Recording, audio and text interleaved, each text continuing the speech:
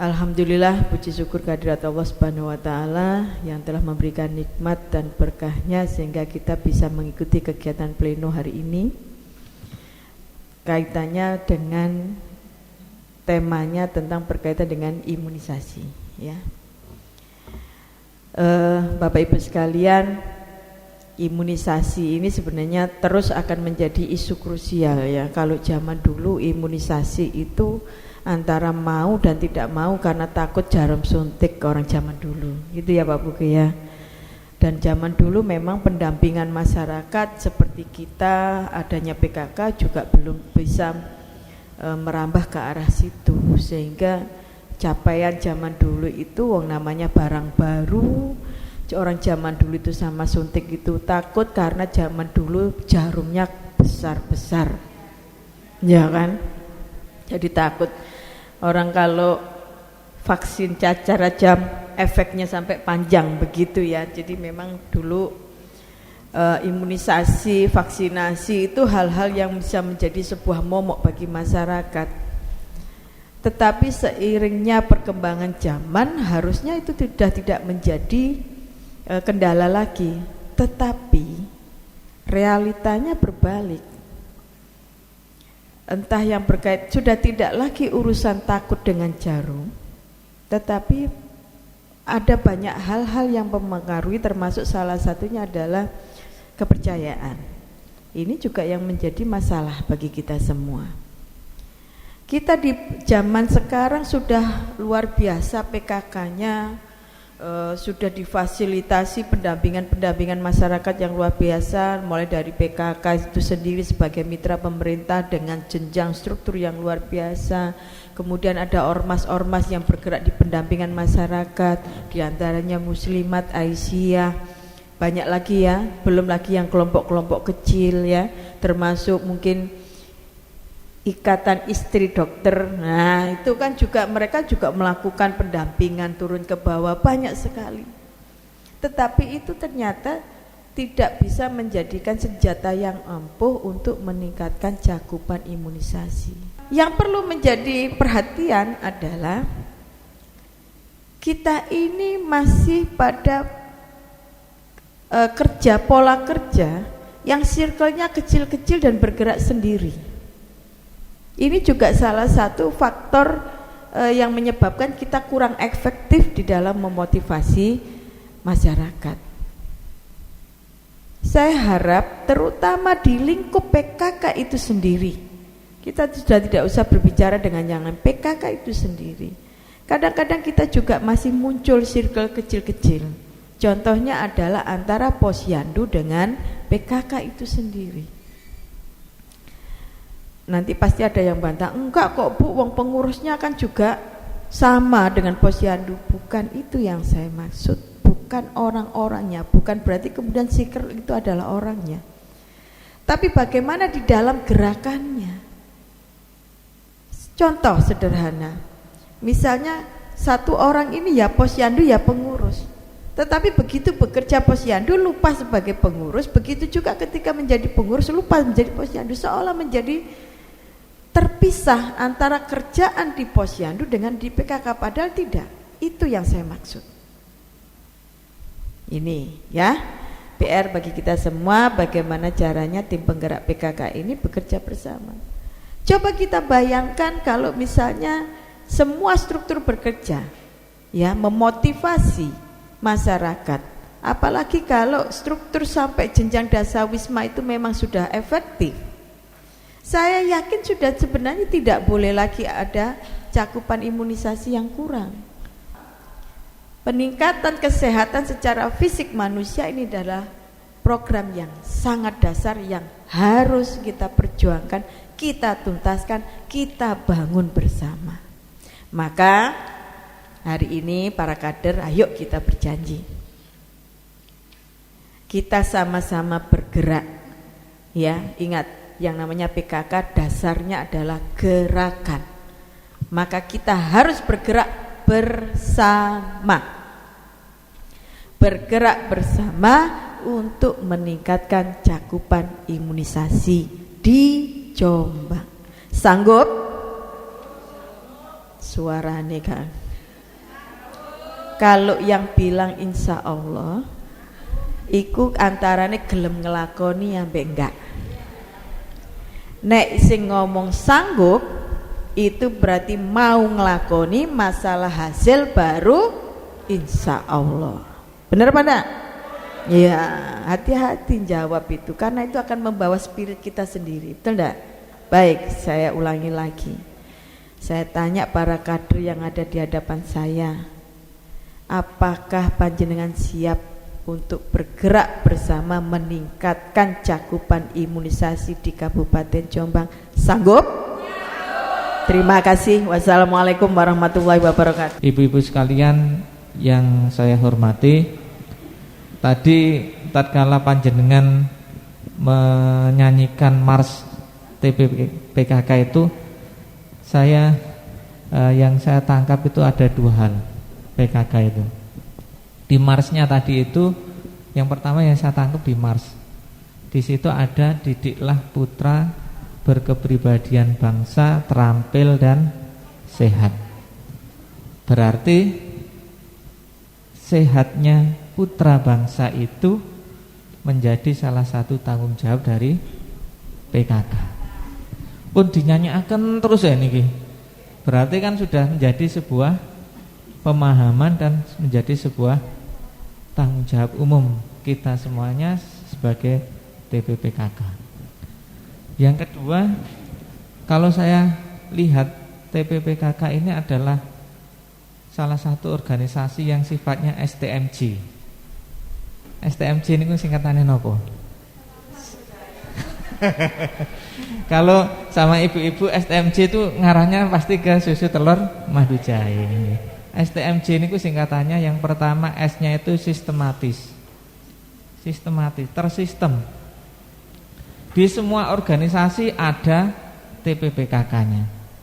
Bahkan yang menjadi anggota TPPKK sebagiannya adalah istri-istri dari para kepala OPD dan juga istri-istri dari aparatur sipil negara.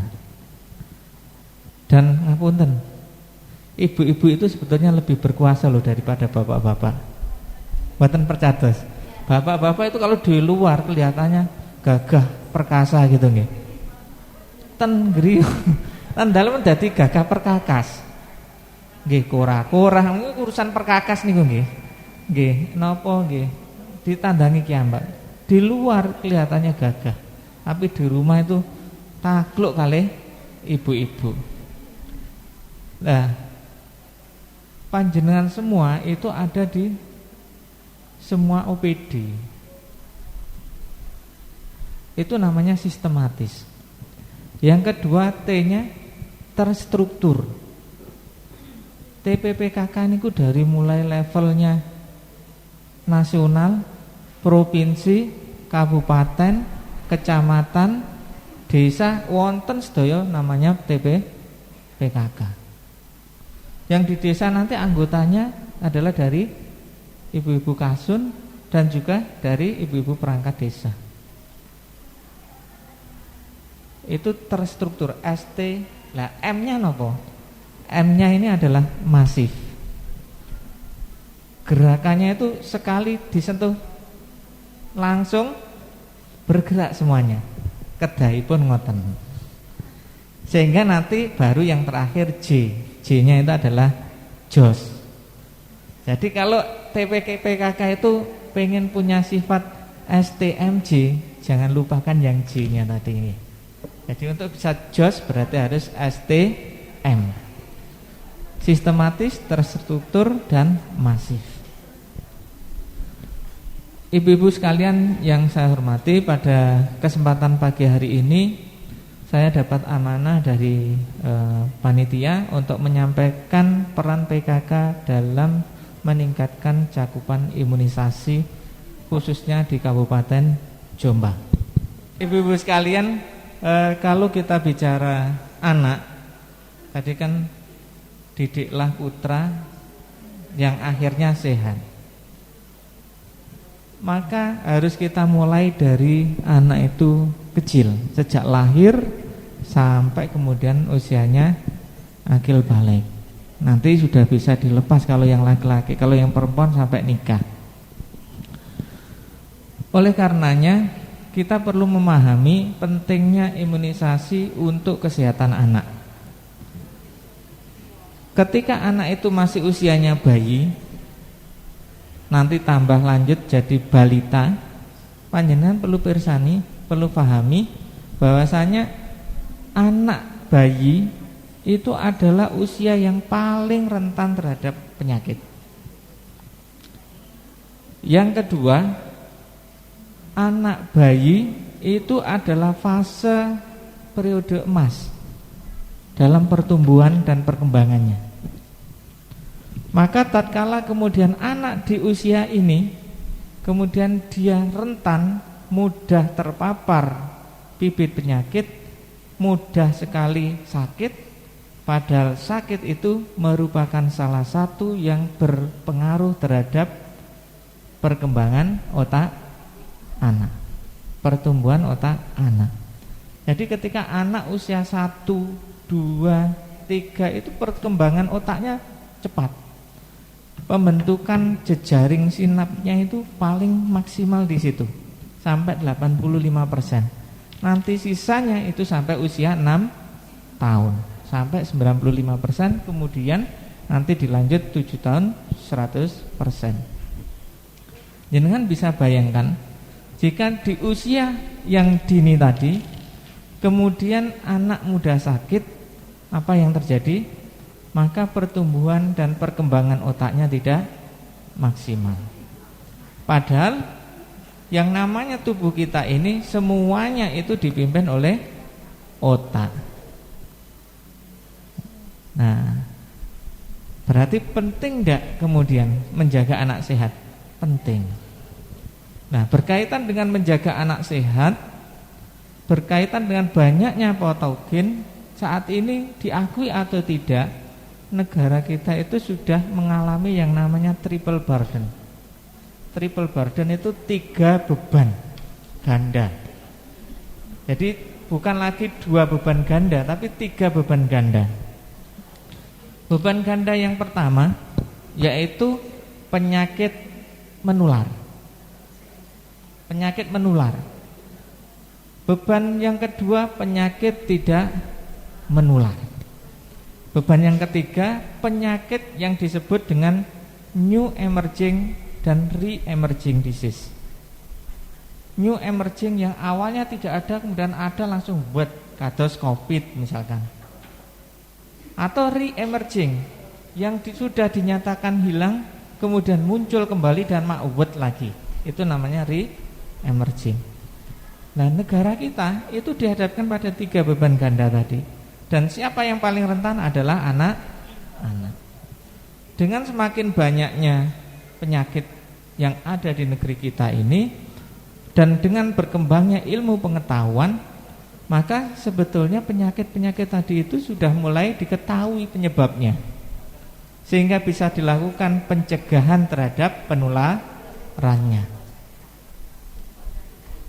Tapi lagi-lagi sesuatu hal yang sudah diketahui penyebabnya, sudah diketahui cara pencegahannya, tapi sampai hari ini kita belum bisa optimal mencegahnya. Contohnya yang paling mudah, contohnya apa? DBD. Contohnya DBD. Panjenengan sedanten pasti sudah pirsa. DBD itu disebabkan oleh apa? Disebabkan oleh virus. Nggih, disebabkan oleh virus yang namanya dengue tulisannya. Virusnya nemplek ten nyamuk. Nyamuke nggih pun semerep sedaya. Cara berkembang biaknya nyamuknya tahu, tempat tinggalnya seperti apa, kesukaannya seperti apa. Sebetulnya pun paham sedaya.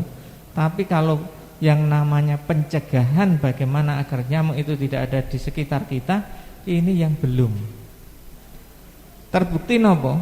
Terbukti kapan hari kita dapati ada kasus cikungunya.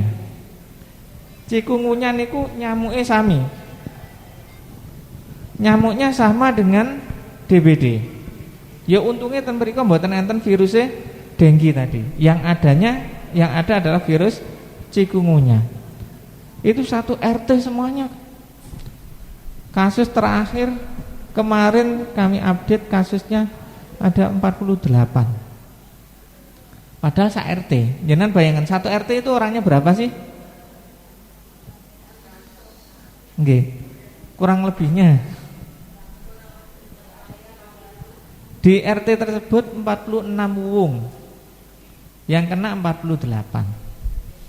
Berarti banyak napa sedikit? Kita lakukan penyelidikan, kita lihat ternyata ABG-nya luar biasa. Ternyata ditemukan jentiknya luar biasa. Nah, ini Bapak Ibu sekalian, Ibu-ibu sekalian. Masyarakat kita kalau diminta untuk bergerak melakukan pencegahan masih belum optimal.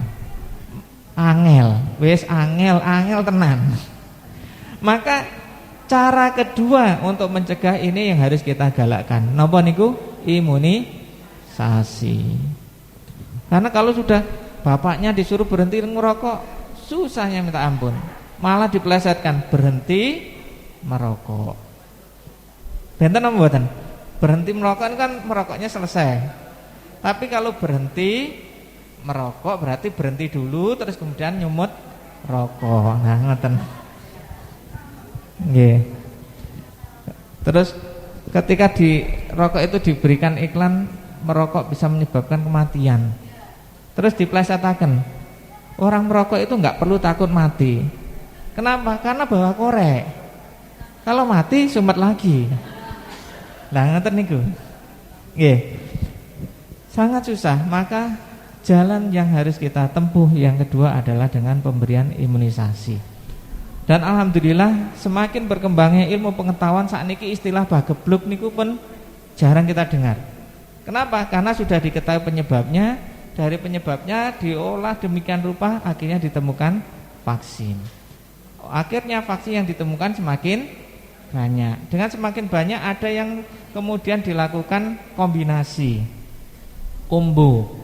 Dulu kita tidak kenal namanya pentavalen, sekarang kita kenal pentavalen. Tapi ada yang belum diketahui, belum bisa dilakukan kombinasi. Akhirnya mau tidak mau dengan melakukan multiple injection. Nah nanti kami butuh bantuan panjenengan semuanya untuk menyampaikan kepada masyarakat tentang pentingnya vaksin dan pentingnya multiple injection. Langsung nggih. Lah niki gambaripun kurang lebih seperti ini kalau kita bicara sistem imun. Di dalam tubuh kita itu ada namanya sistem imun yang non spesifik, ada yang namanya sistem imun yang spesifik. Sistem imun non spesifik ada yang sifatnya eksternal, ada yang sifatnya internal. Eksternal kados napa? Kulit, rambut, ada kemudian kelenjar, ada mukosa. Misalkan ngapunten panjenengan kok kalau kena bleduk niku kena debu kemudian matanya berair, itu sebetulnya adalah sistem imun. Ngapunten kalau pagi kok kemudian beleken misalkan, itu adalah bagian dari sistem imun. Terus kemudian wahing, bersin niku nggih, karena ada rambut di hidung, itu adalah bagian dari sistem imun. Ternyata kalau yang ini kok tetap bablas masuk, maka ada sistem imun non spesifik yang sifatnya internal. Napa mawon niku ada sel-sel. Ada yang sifatnya seluler, ada yang sifatnya respon tubuh. Ada sel-sel yang pekerjaannya itu makan. Nah, ada sel-sel, ada sel darah putih, ada sel makrofag, ada sel mas dan lain sebagainya. Yang sifatnya itu untuk membunuh penyakit. Semua benda asing akan dimakan oleh dia, akan dihalau oleh dia. Tapi begitu nyampe di sini kok terus kemudian tetap lolos, maka ada sistem imunitas yang sifatnya spesifik. Yang ini sifatnya adaptif. Artinya ketika tubuh kita mendapati benda asing, kemudian tubuh kita membentuk sel ini. Tapi masalahnya kalau kita biarkan tubuh si anak tadi dapat dulu baru membentuk, iya kalau kuat, iya kalau paparannya kecil, iya kalau paparannya terukur sehingga mampu dihalau oleh si anak. Tapi kalau paparannya besar, tidak terukur, anaknya tidak mampu, akhirnya anak yang jadi korban. Maka untuk yang spesifik ini kemudian kita buatkan yang kumannya itu sudah dilemahkan, jumlahnya sudah terukur, kumannya sudah dimatikan, agar apa? Dipastikan anak aman. Jadi anaknya aman, tapi juga merangsang tubuh si anak untuk muncul sistem imunitas atau sistem kekebalan. Yang di sini itu bisa kita wujudkan, kita munculkan dan kita tingkatkan melalui imunisasi. Kita munculkan berarti yang awalnya belum ada jadi ada. Kemudian kita tingkatkan yang awalnya sudah ada, kemudian ditingkatkan jumlahnya sehingga ada istilah vaksin booster. Nggih. Sementara yang di sini ini bisa ditingkatkan melalui ASI, nutrisi, vitamin, madu, herbal dan sebagainya. Kalau panjenengan mirsani ini sebetulnya kita perlu ndak menganggap penjual madu itu sebagai rival kita, penjual herbal atau orang yang yang mendagangkan atau menyampaikan alternatif pengobatan lain itu atau alternatif penyehatan lain itu sebagai rival kita. Tidak. Mereka yang harusnya kita juga rangkul karena mereka akan meningkatkan di sini. Sementara kita selain di sini juga di sini. Tapi kadang masalahnya mereka yang menganggap kita rival. Mereka yang kemudian anti di sini. Padahal sebetulnya kita bukan musuh, kita ini teman. Kita bukan saingan, kita ini teman, sama-sama visinya satu, mewujudkan masyarakat yang sehat.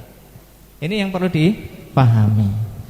Makanya kita yang sudah tahu ya jangan menganggap mereka musuh kita, kompetitor kita, pesaing kita. Mereka harusnya kita jadikan mitra, teman kita, gitu nggih. Demikian juga mereka kita pahamkan panjenengan itu adalah teman kami, mitra kami.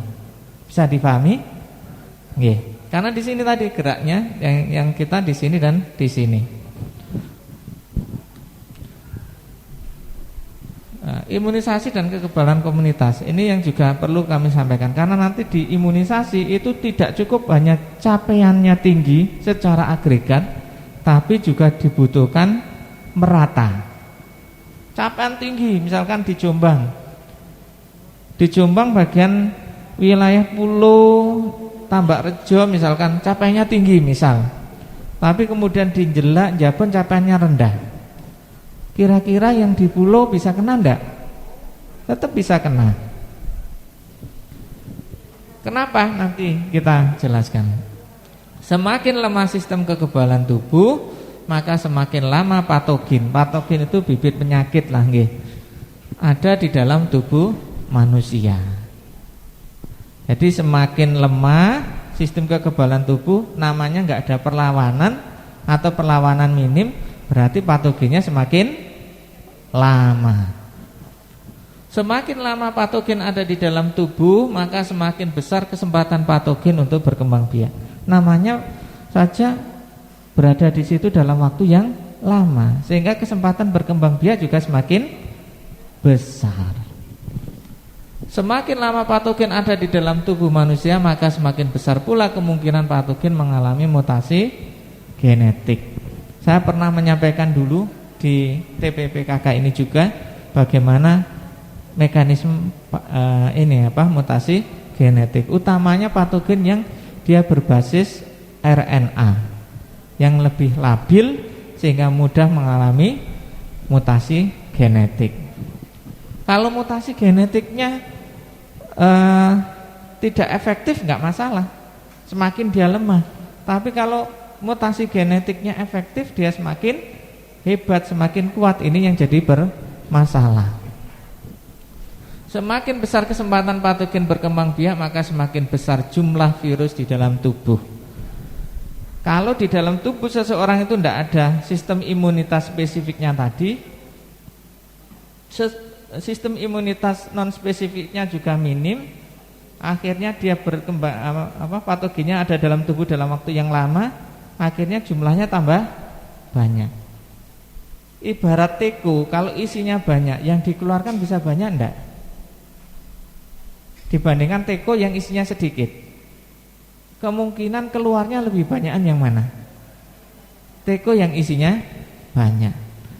Maka kalau di dalam tubuh seseorang itu jumlah patogennya banyak, ketika dia bersin di dalam darahnya, di dalam air kencingnya, atau di dalam apanya lah gitu ya, itu kandungannya akan semakin banyak, sehingga kemungkinan dia menularkan menjadi lebih tinggi.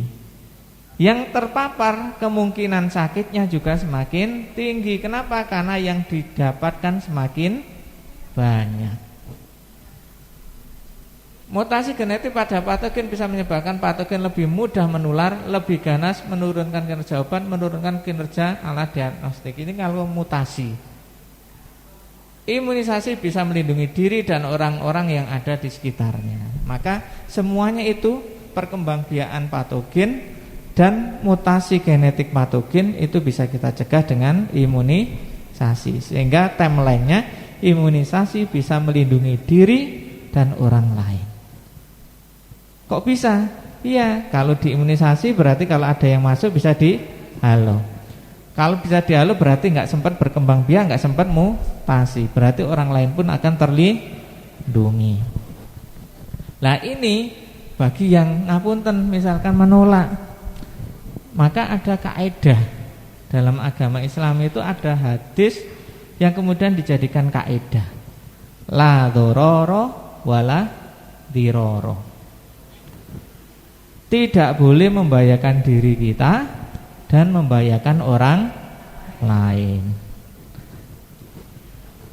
Nah ini konsepnya, gambarannya seperti ini. Kalau ini ada orang kena sakit gitu ya, yang di sini diimunisasi, yang di sini tidak diimunisasi, maka dia akan di sini muncul sakit, yang di sini tetap sehat.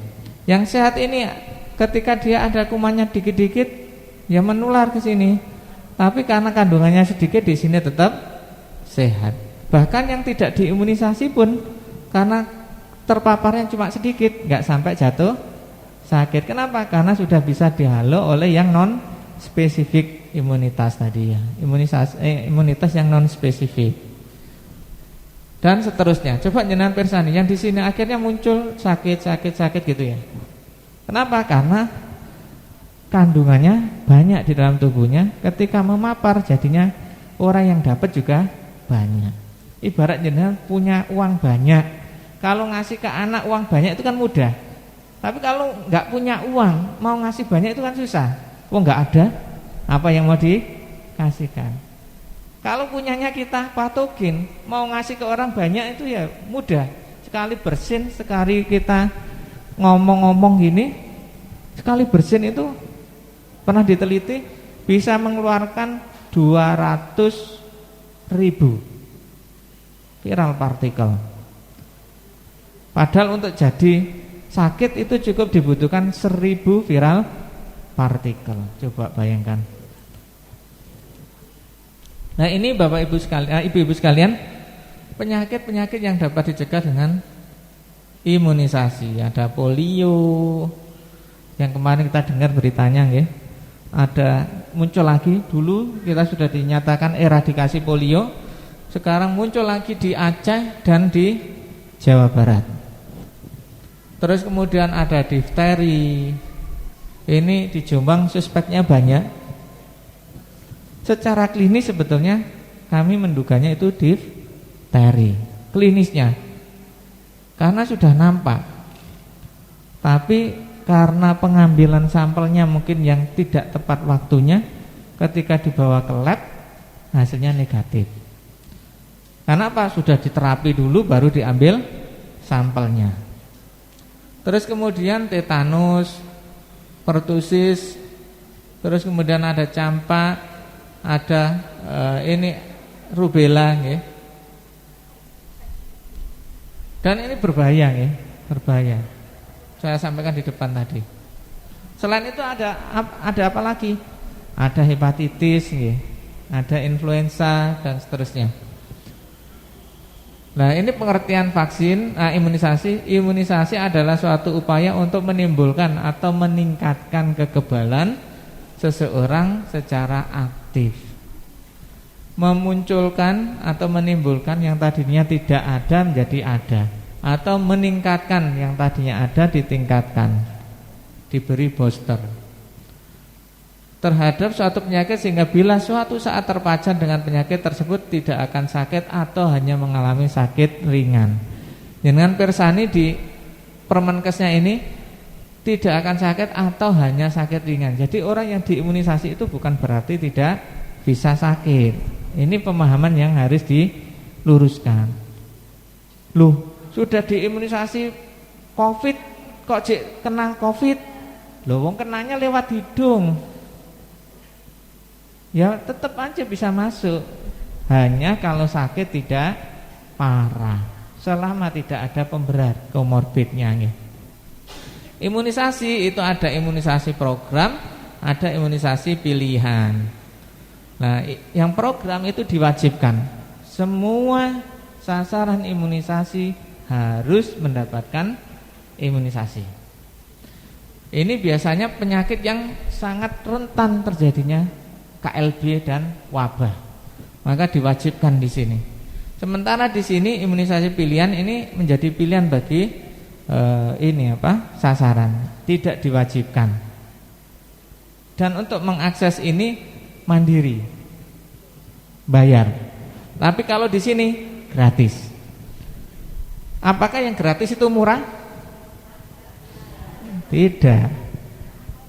Jenengan tahu harganya vaksin PCV sama vaksin HPV itu harganya 1.300.000 sampai 1.400.000 sekali suntik.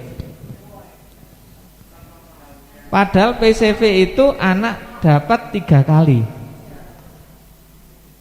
Nggih. HPV anak dapat 2 kali saat ini nggih. Kelas 5 dan kelas 6 yang perempuan. Jenengan hitung berarti 5 kali 1.400.000 ketemunya 7 juta. Mahal apa? Mahal. Mahal.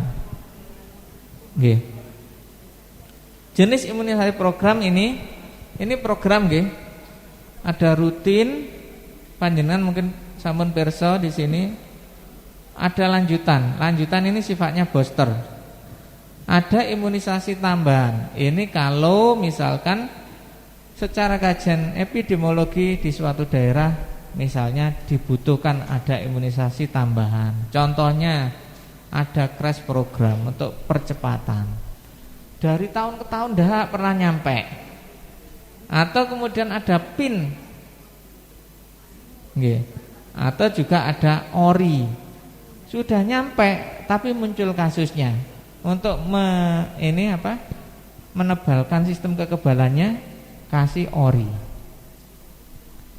Ada lagi imunisasi khusus. Nah, ini biasanya untuk haji nih. Ini untuk orang-orang yang dia punya risiko untuk terpapar. Misalkan haji mau ke Timur Tengah, di sana daerah endemis meningitis, maka kemudian diberi imunisasi meningitis. Ada imunisasi yellow fever. Ini hanya untuk daerah-daerah tertentu.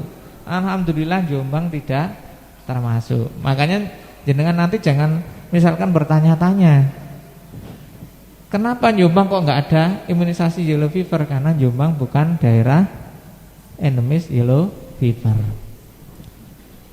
Ini juga rabies, imunisasi polio. Nah, imunisasi polio saat ini karena polio masih belum dinyatakan eradikasi dunia.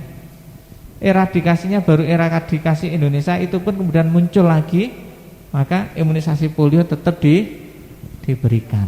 Lanjut. Nah, ini jadwalnya panjenengan mungkin sudah hafal apa dereng ya? Ini ketika bayi baru lahir langsung diberi namanya HB0 nggih. Terus kemudian nanti dilanjut BCG dan OPV 1. Ini biasanya untuk bulan pertama ya.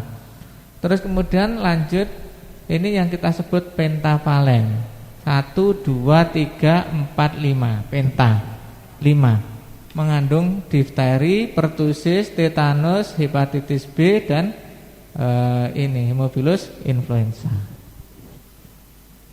Ada lagi OPV, oral polio vaksin.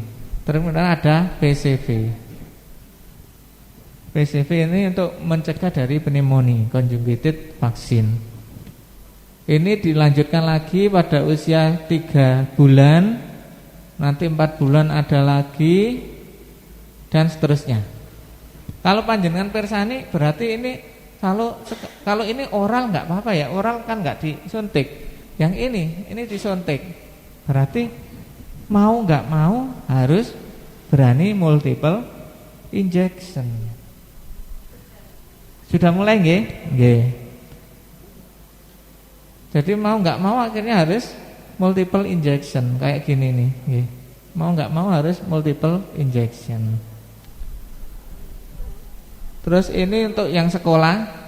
Nah, masalah kita itu sebetulnya di sini nanti. Nggih.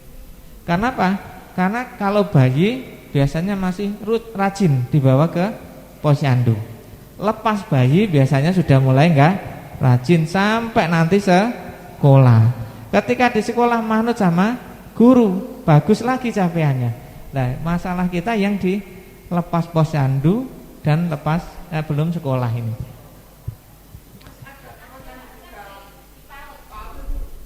Nggih. Nggih. Cuma masalahnya masih di situ, itu masih ada yang kerso divaksin, ada yang enggak kerso. Udah mulai. Nggih. Nggih.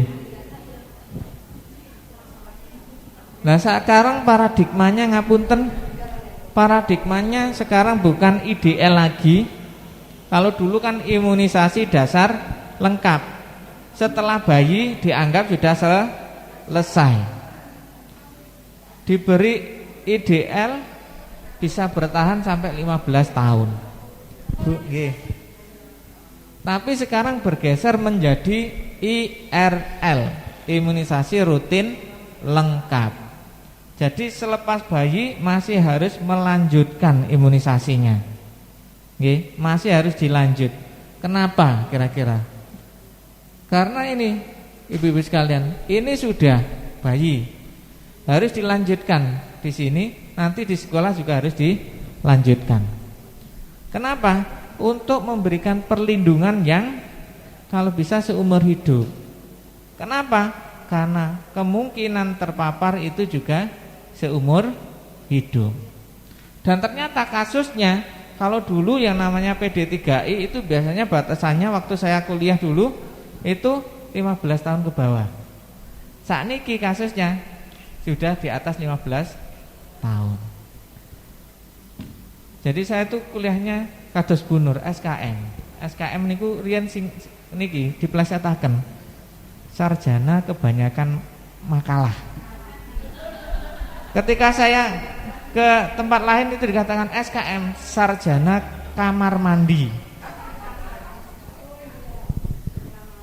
Nggih, susu kental manis. Nah, begitu akhirnya saya ditanyain, begitu saya ambil MKes itu magister ketik surat. Disingkat MKes. Lanjut. Lah niki ibu-ibu sekalian, capaian ini tahun 2022. Ngaten niki nggih Tasik nyiso daerah sing kuning. Ploso kalih Buku Klopo. Nggih. Padahal tadi harusnya capaian tinggi dan merata. STMJ harus masifnya harus dapat. Jadi enggak hanya sistematis terstruktur dukur, tapi kemudian masifnya meratanya harus dapat. Kalau begini ini masih berpeluang menjadi sumber penularan. Nah, badutanya, nah nyenan persani merah, kuning, hijau di langit yang biru ya. Ini jadi sumber penularan ini nggih, berpeluang untuk jadi sumber penularan. Nggih. Ini tahun 2022. Tahun 2023 sampai bulan April. Sampai bulan April kalau kita breakdown target dari pusat itu 1 tahun itu 95%. Jadi capaiannya 1 tahun harusnya 95%. Kenapa kok harus 95% minimal? Karena untuk mencapai kekebalan komunitas itu minimal 95%. Kalau belum 95%, maka masih rentan untuk tidak munculnya kekebalan komunitas. 95% di breakdown. Karena sudah sampai April berarti dibagi 3. Gitu. 1 tahun ada 12 bulan. 95 dibagi 3 karena 4 itu sepertiganya 12. Dibagi 3 kepanggih pinten? Sekitar 31,67%. Setelah kita breakdown dan kita pilai, ternyata ngeten iki nggih. Tasik merah kuning hijau malih. Nggih. Nah, ini yang merah itu capaiannya antara 16 sampai 25,99%. Yang kuning capaiannya 26 sampai 30,99%. Yang hijau ini sudah 31 sampai 51%. Ada yang sampai 51%. Kebanteran. Tapi enten sing terlalu santuy ini. Sampai 16%. Kalau seperti ini berisiko nanti di akhir tahun pasti ada yang belum dapat. Ini kemungkinan nggak berani multiple injection. Enten sing kancrit, takut, petugasnya takut, masyarakatnya takut. Nggih. Ngapunten ini belum saya beri judul, lupa teman. Yang sini ini IDL, yang di sini nanti badutan nggih. Badutan nggih sami masih warnanya seperti ini. Nggih, masih 3 warna. Nah, niki yang saya sampaikan tadi, kenapa harus diberikan booster? Kenapa tidak cukup IDL? Kenapa paradigmanya kemudian IRL? Panjenengan pirsani. Pertama, ini hanya 1 kasus difteri. Difteri itu ada tren naik sekarang ini. Suspeknya. Meskipun hasil labnya negatif, kita anggap suspek itu positif. Kenapa? Klinisnya adalah ngarah dan mengarah ke difteri. Dan yang terkena ternyata panjenengan pirsani ini ketika kuliah saya dulu. Di bawah 15 ini ya, yang di bawah 15 tahun ini, yang ini sama ini, berarti yang ini. Ternyata ada 21% kasus difteri itu yang sudah mengenai di atas 15 tahun. Nah, ini nanti bahaya. Kenapa kok ini kena? Karena dulu mindsetnya masih IDL. 15 tahun berarti 15 tahun ke belakang berarti belum IRL, masih IDL. Oleh karenanya maka kemudian paradigmanya dirubah. Tidak cukup dengan IDL, tapi harus dilanjutkan ke IRL. Nah, kendalanya apa? Kenapa saya perlu sampaikan kendalanya? Karena kalau kita tahu masalahnya, kita tahu penyebab masalahnya, kita bisa melakukan penyelesaian masalah. Jadi kalau ada masalah jangan bingung dulu ya ibu-ibu sekalian. Kadang-kadang ibu-ibu itu kalau ada masalah sudah bingung duluan. Pikirkan dengan tenang. Apa kira-kira penyebabnya? Kalau sudah tahu akar penyebabnya, baru kita pikirkan solusinya. Yang pertama, perpindahan sasaran. ini sering sekali, ini termasuk argumentasi yang jamak di petugas puskesmas.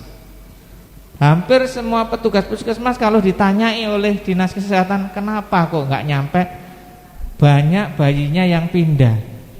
Ini saya pikir menghina sekali Kabupaten Jombang.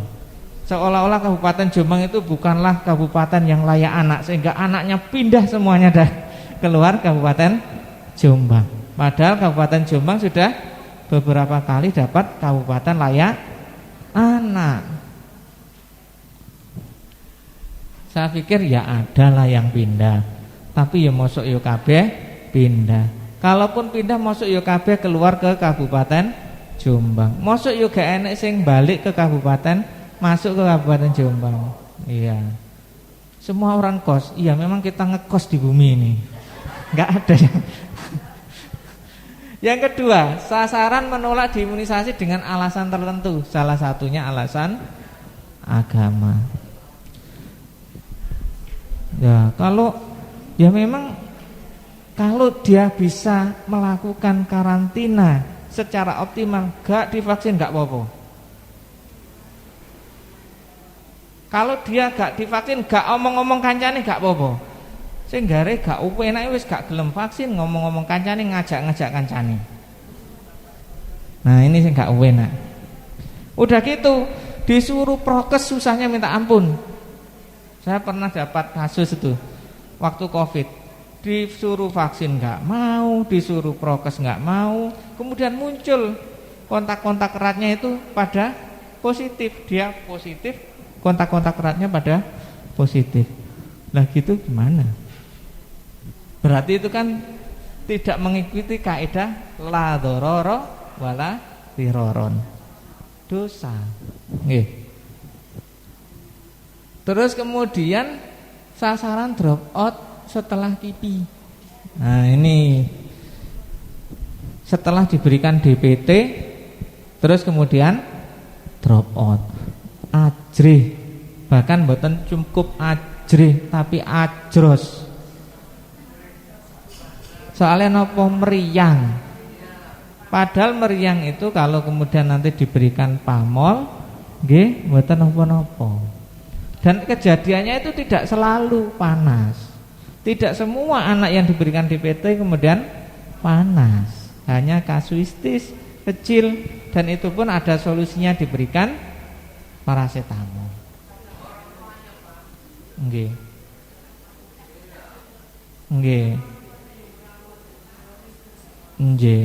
Makanya biar orang tuanya enggak takut, ngapunten, biar orang tuanya enggak takut, perlu kita beri tahu.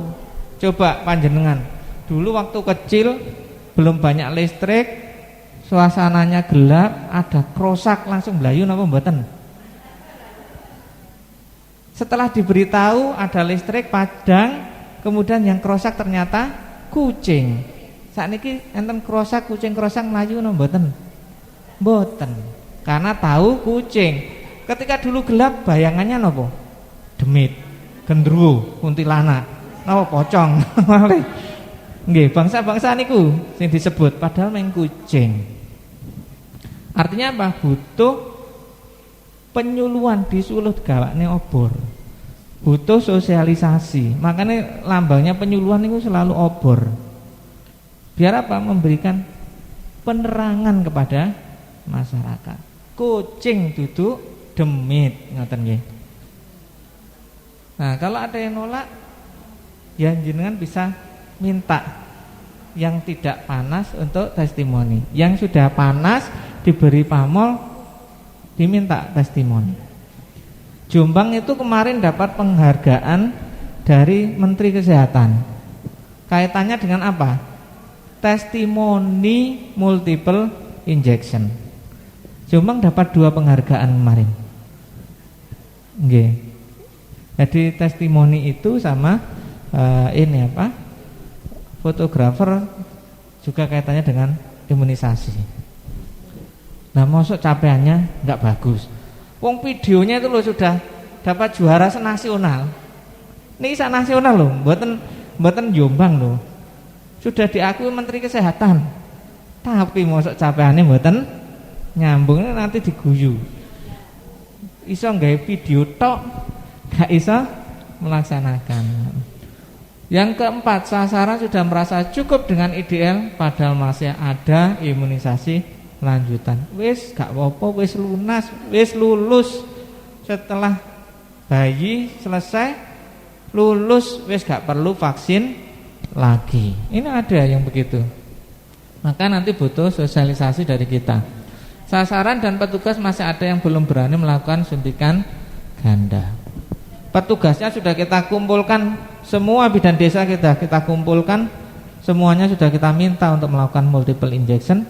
Yang masyarakat masih menolak, masyarakat yang anaknya mau di multiple injection, biarlah nanti mereka yang melakukan testimoni. Biar yang lain tahu, gak apa-apa di multiple injection. Dan yang keenam, pencatatan dan pelaporan. Pencatatan dan pelaporan lek nyatetin itu keliru. Kita monitoringnya juga nggak bisa optimal. Sak janjane wingi ku sing divaksin sapa ae. Karena baru dilaporkan 1 bulan atau 2 bulan lagi. Akhirnya yang belum kemarin bisa di follow up mboten? Nggak bisa ditindak lanjuti. Nah, ini adalah peran PKK. Peran PKK nanti apa? Yang pertama, bisa mensosialisasi tentang manfaat imunisasi. Kedepankan manfaatnya nggih. Jangan nanti PKK kemana-mana kemudian menyampaikan kipinya, jadi tambah takut. Contoh, kalau kita mempromosikan PLN listrik, jangan kemudian mempromosikan hati-hati mari ngene listrik masuk desa. Wong ning desa lek gak hati-hati kesetrum kabeh. Kira-kira orang desa mau ndak rumahnya dipasang PLN? Ndak mau. Sampaikan yang bagus. PLN itu bagus.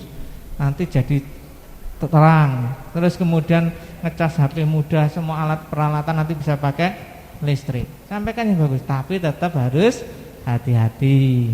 Jangan sampai ke setrum. Nah ini, tolong nanti disosialisasikan tentang manfaat imunisasi dan pentingnya multiple injection. Kalau kita tidak pakai multiple injection, pasti nanti nggak bisa ngejar tadi nih, karena jadwalnya berbarengan pemberiannya. Yang kedua, melakukan revitalisasi My Village My Home. Dulu itu pernah digagas oleh UNICEF kalau tidak salah, UNICEF nih. Itu pernah gagas My Village My Home. Ini untuk apa? Untuk perbaikan pencatatan dan monitoring cakupan. Di tataran kader dan PKK panjenengan bisa menggunakan ini. Di tataran petugas kami sudah buat aplikasi. Jadi di Kementerian Kesehatan ada aplikasi namanya Asik. Nggih. Semoga benar-benar asik gitu nih. Jangan namanya saja asik tapi enggak asik ya. Di Jombang ketika asiknya belum optimal, kita buat si imun. Itu untuk petugas, tapi nanti perlu dibantu kader. Nah, yang di tataran yang teknis di kader, di desa, di posyandu, panjenengan bisa merevitalisasi My Village My Home. Jadi kampungku, rumahku gitu nih. Terus kemudian melakukan penggerakan sasaran melalui human center design. Human center design itu desain yang berfokus pada manusia. Manusia iki sakjane karepe apa? Oh, manusia iki ternyata dia itu senang berorganisasi. Maka nanti bisa solusinya melalui organisasinya. Biar mau anaknya divaksin. Oh, ternyata dia itu wanita pekerja. Ternyata kerjanya di sana. Nah, yang di rumah siapa? Mbahnya. Bagaimana kemudian mbahnya ini bisa difasilitasi untuk datang membawa cucunya ke posyandu. Nah, ini gambarnya My Village My Home. Nanti semua sasaran itu dicatat langsung di sini. Jane niki jadul nih, jadul saestu. Model pencatatan manual ini jadul nih. Tapi kadang-kadang diperlukan. Kalau dicatat di buku saja, yang tahu hanya yang pegang buku. Itu pun kalau dibaca dan dibuka. Tapi kalau habis dicatat terus kemudian ditaruh, nggih mboten kemutan. Kalau ini dipasang, dicatat, dibaca, yang baca tidak hanya yang nyatet, tidak hanya yang nulis. Semua petugas kader bisa membaca. Nanti petugas langsung mencatat di kohot. Dari kohot langsung dimasukkan ke ASIP. Niki nggih. Jadi nanti kalau ada si A si B yang belum dapat imunisasi segera bisa diketahui di My Village My Home. Namanya saja keren, aslinya yo mek gawe banner. Digambari terus tulisi ngoten mawon nggih. Jadi nanti di masing-masing posyandu itu mestinya dikasih banner ngeten iki, tulisi sasarannya. Dia waktunya vaksin apa, usianya berapa, waktunya vaksin apa ketahuan. Jadi ada nama sasaran, ada tanggal lahirnya, sehingga nanti tahu, oh sekarang umur berapa, waktunya apa, ngoten nggih. Kesimpulannya, nah, tidak banyak materi saya itu. Imunisasi penting dalam pencegahan dan pengendalian penyakit. Kalau ngandalkan ngapunten, kalau ngandalkan tadi tiang mau berubah, orang Indonesia itu belum ada sejarahnya. Orang Indonesia itu disiplin protokol apapun. Contohnya apa? Kengken pakai helm. Sudah dari dulu sampai sekarang selalu pakai helm. Kalau di kampung ada yang pakai helm? Nggih. Oh, satu. Sing mboten kathah. Keng napa tangglet lho jenengan mboten ndamel helm? Mboten enten polisi. Jadi dikirane helmi den-denane polisi. Lah ngoten niku lho. Artinya apa? Kesadarannya belum terbangun. Maka ya kalau masyarakatnya belum mau berubah, makanya dulu Presiden pernah menyampaikan COVID ini nanti akan terkendali, mereda setelah dilakukan vaksinasi. Karena bukan tanpa data sebetulnya. Karena sudah baca potongan wong Indonesia. Kalau disuruh protokol, kebanyakan napa? Kebanyakan buatan kerso, nggih, kebanyakan nggih mokong nih. Terus kemudian yang kedua, capaian imunisasi harus tinggi dan merata. Kenapa tinggi? Kenapa kok harus tinggi? Karena biar masuk dalam thresholdnya herd imunisasi, herd immunity. Batasnya harus masuk. Kenapa batasnya kok 90 lebih? Jenengan dulu pernah saya sampaikan enggak ya? Jadi untuk bisa muncul herd immunity nanti ada vaksin coverage, ada yang namanya RO, reproduction number dari virus atau patogennya. Virusnya goncar, coveragenya harus tinggi. Kalau dia goncar kayak difteri, itu satu orang bisa menularkan sampai 12 orang. Nah kan kalau seperti itu berarti cakupannya jadi harus semakin tinggi mboten? Semakin tinggi. Nggih. Terus kemudian merata. Kenapa?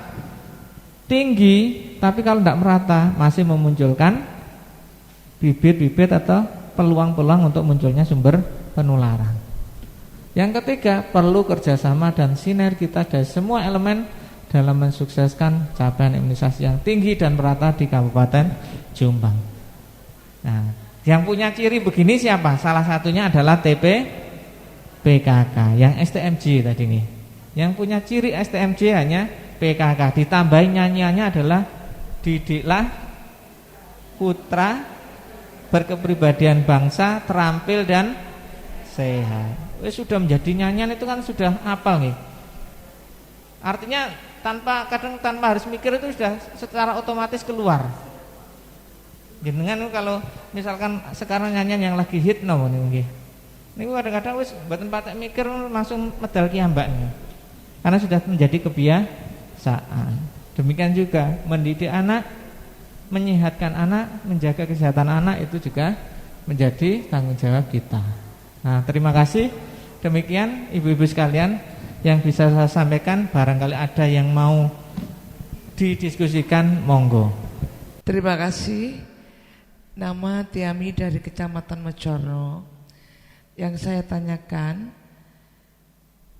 untuk balita ditimbang itu sampai 5 tahun apa 6 tahun Bapak?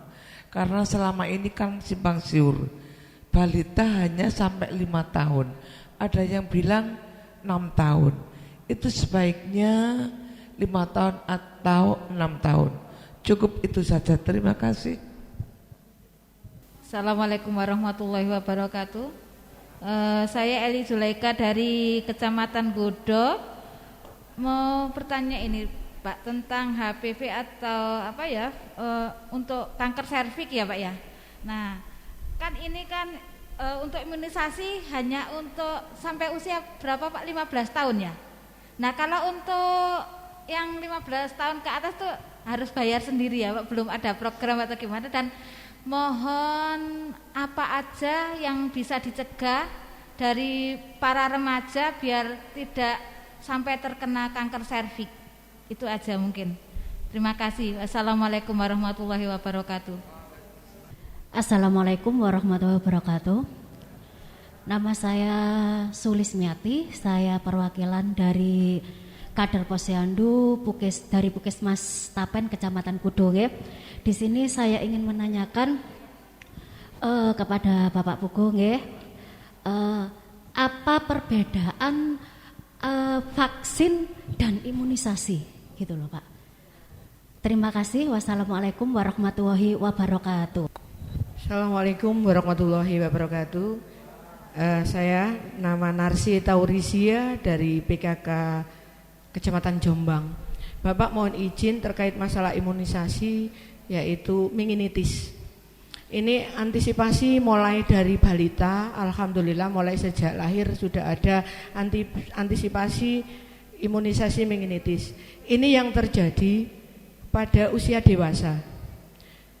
Mohon pencerahan sedikit karena ini rancu di masyarakat. Meningitis atau radang otak ini usia dewasa, ini gambaran masyarakat adalah inkubasinya 20 tahun saat terjadi. Padahal kita belum paham banget apa itu meningitis kepada orang dewasa. Karena ini ada kejadian yang terserang meningitis, tapi informasi dari dokter yang menangani itu adalah kejadian inkubasi 20 tahun yang lalu. Efeknya adalah masa jelita atau masa lolita, masa usia jelang 50 tahun itu terindikasi meningitis. Mohon pencerahan Bapak karena kita usia-usia rawan, karena ini informasinya adalah masih simpang siur. Berkesempatan ketemu Bapak, saya mohon izin untuk pencerahan terkait meningitis pada usia dewasa terkait adanya imunisasi. Matur sembah nuwun. Assalamualaikum warahmatullahi wabarakatuh. Terima kasih, monggo bisa langsung dijawab. Nggih. Matur sembah nuwun. Untuk pertanyaannya ada 4 pertanyaan. Yang pertama, untuk penimbangan anak ke posyandu itu sampai usia berapa? Kalau untuk penimbangannya itu sampai hari ini tabel yang disediakan oleh WHO itu juga itu sampai usia 59 bulan. Jadi 5 tahun kurang 1 bulan nih. Kalau 5 tahun kan 5 kali 12 ketemunya 60 nih. Makanya balita bawah 5 tahun sampai 59 bulan. Bulan Bu nih, bukan tahun. Mungkin lek tahun jenengan derek nih.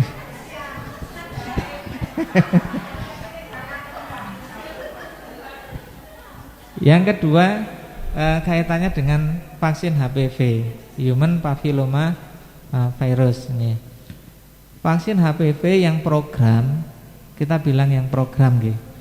Yang program itu saat ini masih diperuntukkan untuk anak sekolah, anak putri sekolah kelas 5 dan 6. Jadi dosis 1-nya kelas 5, dosis 2-nya nanti kelas 6. Kalau di luar itu bagaimana? Mandiri. Nggih. Nggih ngapunten, karena memang di programnya di cut off itu nggih. Di cut off itu dipotong di usia, dimulainya di usia yang tadi. Kelas 5 untuk dosis 1, kelas 6 untuk dosis 2-nya. Nggih, ngoten nggih. Terus kaitannya dengan beda vaksin dan imunisasi. Jadi kalau vaksin itu adalah bendanya. Vaksinasi berarti pemberian vaksin. Jadi ilmunya namanya vaksinologi. Vaksinologi ilmu yang mempelajari tentang cara pembuatan vaksin, cara penyimpanan vaksin, cara pendistribusian vaksin, cara pemakaian vaksin, termasuk indikasi dan kontraindikasi vaksin. Itu vaksinologi. Sementara kalau imunologi ini lebih luas. Imunisasi. Imunisasi berarti suatu langkah yang diberikan untuk memunculkan kekebalan tubuh. Nama ilmunya imunologi.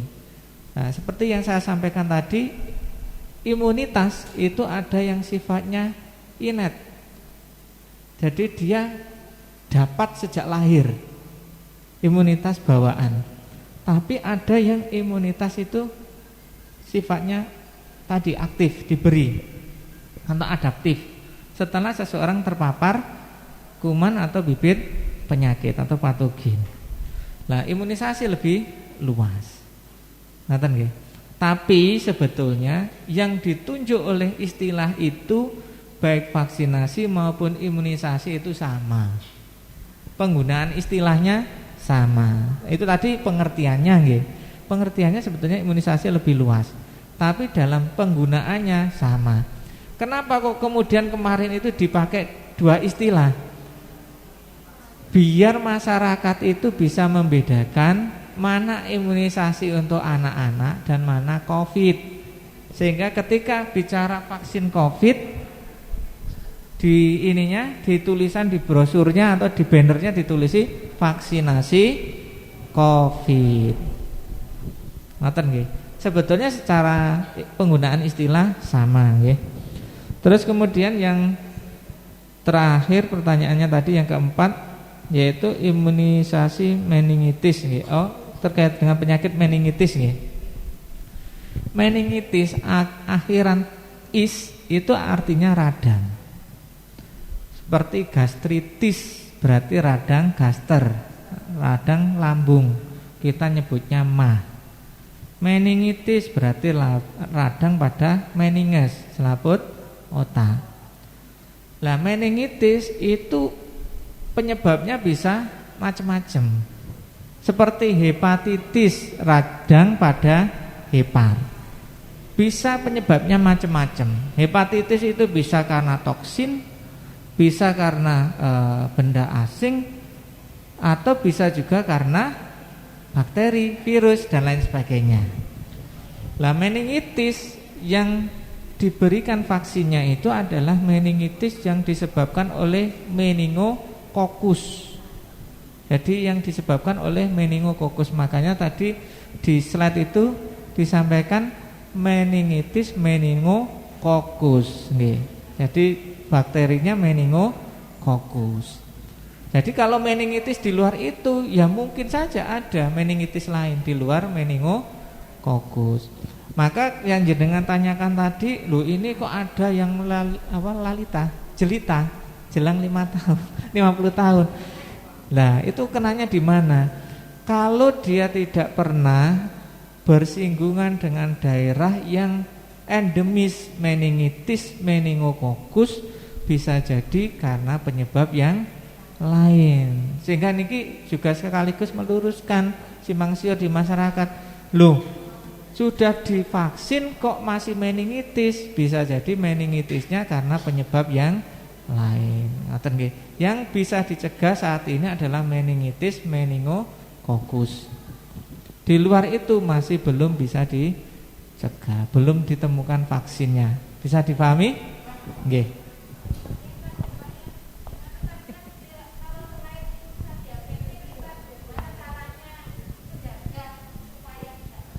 Oh nggih, supaya enggak kena ini Iya, rajin-rajin membersihkan, rajin-rajin pap smear gitu nggih, rajin-rajin kontrol nggih. Nggih, jaga kebersihan nggih, nggih. Nggih. Nggih. Ya kalau pengen aman ya niki vaksin kiambak.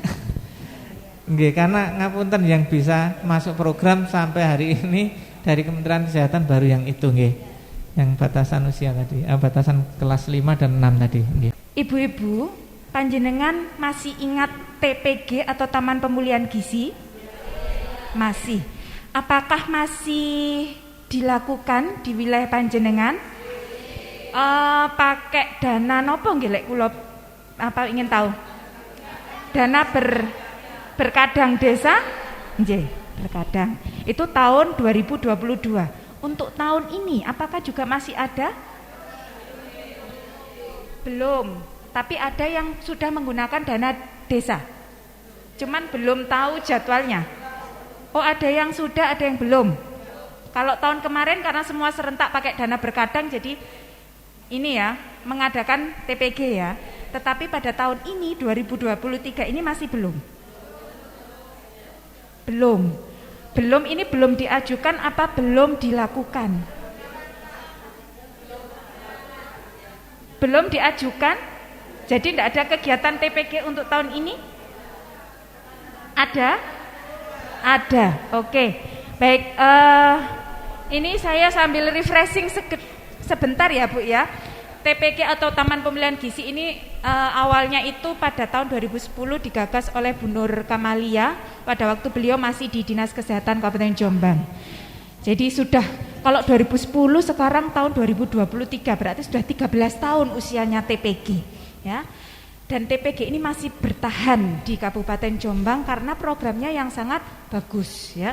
Dan dari berbagai informasi yang saya dapat ternyata dengan mengikuti TPG itu berat badan anak itu bisa naik. Iya, benar ya Bu ya? Oke. Tetapi setelah beberapa waktu ini kemudian kita evaluasi, ternyata Taman Pemulihan Gizi ini ada beberapa sistem pelayanannya yang berubah.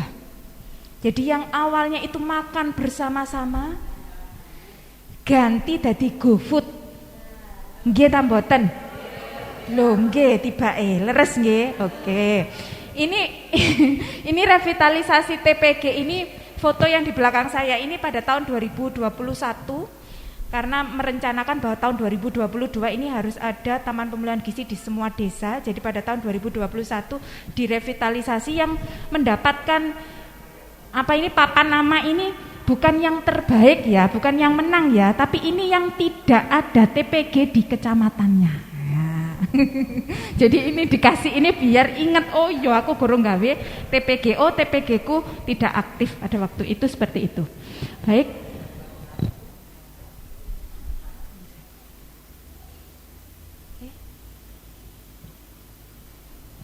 Baik, lanjut ini jumlah TPG pada tahun 2021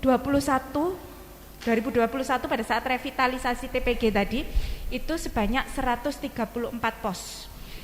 Pada tahun 2022 ini berdasarkan evaluasi saya di 34 puskesmas di Kabupaten Jombang itu 281 pos. Padahal di Jombang itu ada berapa desa Ibu-ibu? 306. Ternyata meskipun ada dana berkadang desa, TPG tidak semuanya ada di desa. Jadi ada beberapa wilayah tertentu mungkin tidak menyerap anggaran itu, gitu ya. Nggak dikasih. Kota ya, wilayah kota. Nop. Godo. Lu. Ada kok ya. Ini Taman Pemulihan Gizi. Saya sambil refreshing ya Bu ya, mengingat-ingatkan bahwa opose TPG itu, TPG ini adalah tempat TPG, Taman Pemulihan Gizi adalah tempat pemulihan gizi ya, bagi balita yang gizi kurang ataupun gizi buruk tanpa komplikasi untuk menjadi gizi baik. Oleh siapa? Oleh ibu balita yang hadir pada saat itu dan balitanya didampingi oleh kader. Di situ mendapatkan informasi, ada perilaku positif dan melakukan permainan edukatif. Itu Taman Pemulihan Gizi. Kegiatannya apa? Kegiatannya di sini makan bersama. Kalau diantar ater-ater, GoFood, GrabFood itu bukan TPG. Jadi kalau TPG yang selama ini mungkin karena mengejar bahwa ayo nang diserap dan dihabiskan anggarannya, sing penting entek dilakoni, akhirnya melakukan GrabFood, GoFood, sing penting ater-ater. Jadi kayak wewean. Iki nggih balita A, balita B, balita C, selfie sik cekrik lah wis dinterno. Gitu ya. Padahal kegiatan Taman Pemulihan Gizi ini makan bersama balita gizi kurang, gizi buruk yang tanpa komplikasi sehingga tidak perlu dirawat inap, dengan diberikan edukasi kesehatan. Apa yang hilang kalau kita ngater-ater itu tadi? Edukasi kesehatan oleh nakes bagi ibu dan balitanya. Tujuannya apa edukasi tadi? Menanamkan kebiasaan yang baik. Ya, menanamkan kebiasaan yang baik untuk membuat menu makan yang sesuai dengan usianya dan kebutuhan anak, serta membiasakan gaya hidup sehat. Itu yang hilang. Karena dengan ater-ater GoFood tadi hilang, nggak ada edukasinya. Jadi kayak pesen catering, kotaan, diterno, di foto selfie cekrik, pokoknya wis tak anter ya. Itu bukan Taman Pemulihan Gizi, keliru, karena sejatinya ini ya pengertian Taman Pemulihan Gizi. Kegiatannya seperti ini. Tuh. Baik. Ini alurnya. Saya mengingatkan kembali karena panjenengan adalah orang-orang yang berpengaruh di wilayah masing-masing. Dari informasi ini saya minta tolong bisa disebarluaskan di wilayah kecamatan masing-masing untuk sama-sama mengevaluasi pelaksanaan Taman Pemulihan Gizi. Jadi saya itu eman gitu loh ya. Pemerintah itu sudah mengeluarkan anggaran itu misalnya satu pos, satu desa itu 10.800.000 waktu dana berkadang kemarin ya. Dikali tadi sudah ada 281 yang menyerap. Itu sudah berapa juta. Tapi hasilnya tidak menambah daya ungkit untuk memperbaiki status gizi yang ada di wilayah Kabupaten Jombang. Jadi duit mah kok sedekah disepiur-sepiur notok. Ora ana gunane lah piye wong ancene diterno GrabFood, GoFood tadi yo, enggak ada edukasi. Tidak ada perilaku ibu yang berubah sehingga anaknya meskipun berat badannya naik pada saat ikut TPG, lek TPG wis buyar, ya mudun maneh. Soalnya nggak ada perilaku dari ibunya tadi yang berubah, itu ya. Ini alurnya yang pertama. Balita datang, kemudian kalau pertama kali ditimbang ya Bu ya, menimbang berat badan, mengukur tinggi badan, kemudian pemeriksaan oleh tim medis. Biasanya diperiksa oleh dokternya datang. Hari pertama itu biasanya dokternya datang, entah dokter ataupun perawat. Kemudian dilihat ada komplikasi enggak balita ini, sasaran TPG ini. Kan sasarannya tadi balita yang kurang gizi. Oh ada komplikasi, kalau ada komplikasi maka harus dirujuk ini. Dirujuk kemana? Ke TFC. Apa itu TFC? Therapeutic Feeding Center atau pusat pemulihan gizi buruk. Ini adanya kalau sekarang yang masih aktif itu TFC di Mojo Agung atau di rumah sakit ya. Jadi kalau nggak ke TFC bisa dirujuk ke rumah sakit. Tapi setelah diamati oleh dokternya tadi, oh nggak ada komplikasi, lanjut bisa masuk kegiatan Taman Pemulihan Gizi. Apa yang dilakukan di sini setelah TPG ini adalah konsep awalnya dulu ya. Jadi kalau dulu itu memang swadaya masyarakat Bu. Awal-awal dulu nggih, pada tahun 2010 pada waktu digagas oleh Bu Nur itu dulu prinsipnya itu di pemberdayaan masyarakat. Jadi pelaksanaan kegiatannya itu biayanya itu dari swadaya. Swadaya dari jimpitan yang ada di wilayah tersebut, jimpitan masyarakatnya. Jadi ibu membawa bahan makanan, kemudian mengolah bahan makanan dengan pendampingan kader. Jadi mboten kader tok, masak mari dadi jelek ngaten. Ibu niku melok. Ngene lho, lek ngumbah sayur iku diketok sik apa dumbas sik. Nah, oh ternyata ini ada ikan, ayam dan sebagainya kayak gini loh kalau membersihkan, kalau masak seperti ini itu adalah pendidikan, ada edukasi di situ dan itu hilang. Sampai saat ini hilang karena kesuwen. Wis tak masak ae apa meneh kadere pinter masakane mesti enak ya. Jadi wis borongan TPG ndek kene. Ya, jadi sudah datang sudah mateng. Padahal di situ ada edukasi gizi dan kesehatannya. Setelah itu balita yang di TPG juga melakukan apa ini Bu? Permainan. Biasa digelarno kloso nggih. Ada mainannya, nah itu digunakan. Kemudian di absensinya ini lucu-lucu, ada bentuknya. Biasanya ada bentuk ikan atau bentuk boneka, ya dan sebagainya. Jangan lupa harus apa? Cuci tangan. Nah lek GoFood kan gak ero mau cuci tangan taga. Pokoknya dikekno mari dibuka Bu, dibuka. Kok kotake dibuka dodono ono segoe dipoto selfie cekrik. Nah wis mari ya. Lapor sudah terkirim. Wis buka dadi GrabFood, GoFood ya. Kemudian setelah cuci tangan, pembagian makanan yang sudah dimasak tadi, berdoa bersama, makan bersama, wareg lek wis wareg baru diberikan apa? Edukasi ya. Diberikan edukasi, diberikan penyuluhan tentang kesehatan. Kemudian kalau sudah selesai semuanya sudah mendapat wis wareg, dapat ilmu ya. Baru untuk besoknya kalau ini adalah dananya bersumber dari swadaya masyarakat, maka pembagian kontribusi bahan makanan. Menue apa? Jangan asem misalnya atau jangan sop. Lek ngono saya tak bawa wortel, saya bawa tempe, saya mbak tahu dan sebagainya. Ini pembagian kontribusi makanan pada saat itu ya. Tapi kalau sudah dapat dana biasanya tidak pakai kontribusi bahan makanan, tapi monggo diadakan. Barangkali di wilayah panjenengan itu ternyata yang ikut TPG ini lumayan ekonominya ya. Kan nggak mesti anak yang kurang gizi itu berasal dari orang yang miskin gitu ya. Kemudian membersihkan alat makan dan pulang. Jadi ini adalah alur pelaksanaan kegiatan TPG yang sekarang ini sudah semakin terkikis dan berubah menjadi tukang ater-ater niku wow. Oke. Kenapa saya mengevaluasi TPG? Karena tadi dasarnya adalah dana ya tadi loh Bu. Pemerintah Kabupaten Jombang ini sudah mengeluarkan anggaran sekian banyak.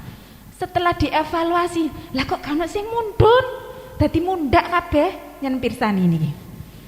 Stunting, ini berdasarkan data survei ya, survei status gizi dan Riskesdas.